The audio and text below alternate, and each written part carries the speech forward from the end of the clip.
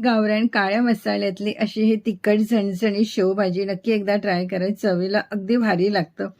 एखाद्या संडेला ट्राय करायला काही हरकत नाही. तर इथे सुकं खोबरं मस्त असं डार्क रंग येतपर्यंत भाजून घ्यायचं आणि याला मिक्सरमध्ये बारीक करून घ्यायचं आणि बाजूला काढून ठेवायचं. नंतर आपण कांदा भाजायचा. तर एक मोठा कांदा मी 2 हिरवी मिरची घेऊन भाजून घेतलाय डार्क कलरमध्ये.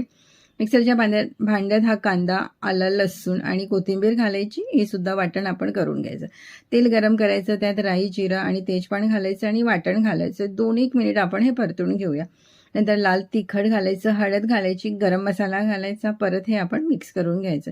नंतर यात टमाटर घालायचे, थोडं मीठ घालायचं आणि टमाटर अगदी मऊ होतपर्यंत थोडंसं पाणी घालून आपण शिजवून घेऊया. नंतर चाट मसाला आणि कोथिंबीर घालायची. परत एकदम मिक्स करायचं. नंतर यात काळा मसाला घालायचा, मिक्स करायचं. थोडीशी कसुरी मेथी घातली आणि सुरुवातीला जे खोबरं भाजलं ना ते आपण यात घातलं. मस्त मसाला शिजवून घ्यायचा. नंतर यात पाणी घालायचं. पाणी गरमच घालायचं. उकळी आली की शेव घालायचं आणि इथं मस्त आपली झणझणीत शेवभाजी तयार झाली आहे.